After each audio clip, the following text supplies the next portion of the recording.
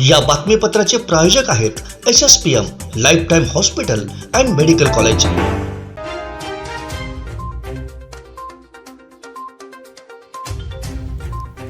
दिल्लीपासून ते थेट गाव पातळीपर्यंतच्या राजकीय संघर्षात सिंधुदुर्ग भाजपनं आपली विजयी घौडदौड कायम ठेवली आहे। याच देदीप्यमान राजकीय वाटचालीतला पुढचा टप्पा म्हणून प्रसिद्ध आंगणेवाडी यात्रेत भाजपची ऐतिहासिक महासभा होते।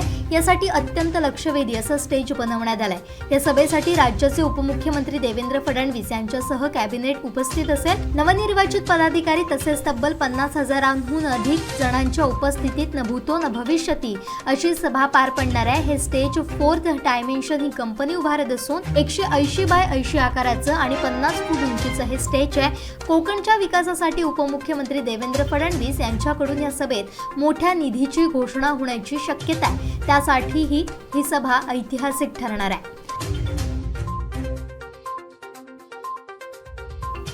सावंतवाडी येथील माठेवाडा परिसरात दोघा अज्ञात युवकांनी महिलेच्या गळ्यातील मंगळसूत्र लांबवलं। अनुराधा सापळेचं फसवणूक झालेल्या महिलेचं नाव आहे। त्या पायी चालत असताना संबंधित दोघेही युवक तिच्या जवळ आले।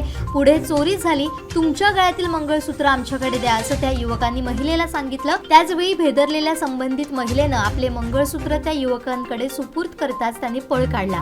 आपली फसवणूक झाल्याचं लक्षात येताच तिनं आजूबाजूच्या परिसरातील लोकांना याबाबतची माहिती दिली। त्यानंतर सावंतवाडी पोलिसांना घटनास्थळी पाचारण करून अधिक तपासाला सुरुवात करण्यात आली आहे। संबंधित युवकांपैकी एकानं फुल हाताचं आणि चॉकलेटी रंगाचं टी-शर्ट घातलं होतं। आता परिसरातील CCTV फुटेजच्या आधारे पोलीस चोरट्यांपर्यंत पोहोचण्याचा प्रयत्न करतात।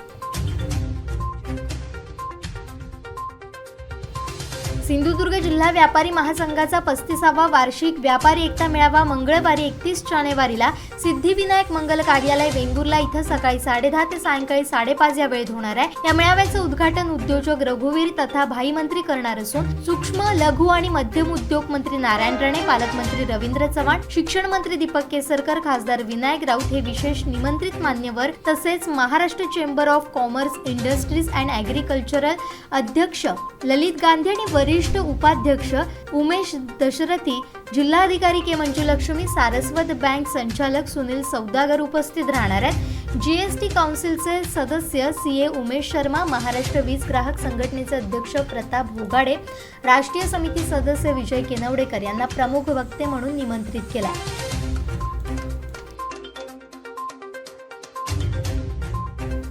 महाराष्ट्र शासनाच्या विविध विभागांअंतर्गत एकूण 8,169 पदांसाठी महाराष्ट्र लोकसेवा आयोगामार्फत पूर्व परीक्षा घेण्यात येणार आहे। त्यासाठी ऑनलाईन अर्ज भरण्याची प्रक्रिया सुरू झालेली आहे। अर्ज दाखल करण्याची अंतिम तारीख 14 फेब्रुवारी 2023 पर्यंत आहे। इच्छुक आणि पात्र उमेदवारांची सावंतवाडी विधानसभा राष्ट्रवादी काँग्रेस पक्षाकडून मोफत अर्ज भरून देण्याची व्यवस्था यशवंतराव चव्हाण सेंटर सावंतवाडी या ठिकाणी सुरू झालेली आहे। पात्र उमेदवारांनी यासाठी आवश्यक कागदपत्र घेऊन येऊन तसेच फक्त परीक्षा शुल्क भरून आपला अर्ज दाखल करून नोंदणी करावी असं आवाहन राष्ट्रवादी महिला काँग्रेस पार्टीच्या कोकण विभाग अध्यक्षा अर्चना घारेपरब यांनी केलंय। डॉक्टर नरेंद्र दाभोलकर हत्या प्रकरणाचा तपास पूर्ण झाल्याची माहिती CBIच्या वतीनं हायकोर्टात देण्यात आली आहे। या प्रकरणी केंद्रीय तपास यंत्रणेनं नव्यानं सुरू केलेला तपासही पूर्ण झाला असून नव्या तपास अधिकाऱ्यांनी तसा अहवाल दिल्लीतील मुख्यालयात पाठवलाय। या अहवालावर येत्या 3 आठवड्यात CBI आपली भूमिका स्पष्ट करेल असं ASG अनिल सिंह यांनी स्पष्ट केलंय। याची नोंद घेत या प्रकरणी आरोपींनी दाखल केलेल्या याचिकेवरील सुनावणी 3 आठवड्यांकरता तहकूब केली आहे। या प्रकरणी आरोपपत्र दाखल होऊन पुणे सत्र न्यायालयात खटलाही सुरू झालाय, ज्यात 32 पैकी 15 साक्षीदारांची साक्षही नोंदवून पूर्ण झाली आहे अशी माहिती अनिल सिंह यांनी कोर्टात दिली।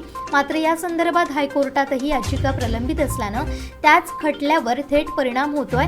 तसेच कायद्यानुसार आता मुंबई उच्च न्यायालयानं या प्रकरणावर देखरेख ठेवण्याची गरज नाही अशी मागणी करत या प्रकरणातील 2 आरोपींनी हायकोर्टात याचिका दाखल केली आहे।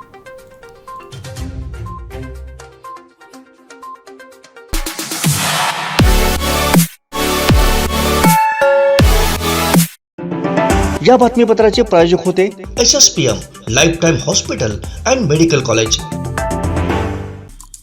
आमचे दिवसभरातले सर्व अपडेट्स, ताज्या घडामोडी आणि थेट लाईव्ह पाहण्यासाठी सबस्क्राइब करा, लाईक करा कोकणचं नंबर 1 महा चॅनल कोकण 7 लाईव्हचं YouTube चॅनल।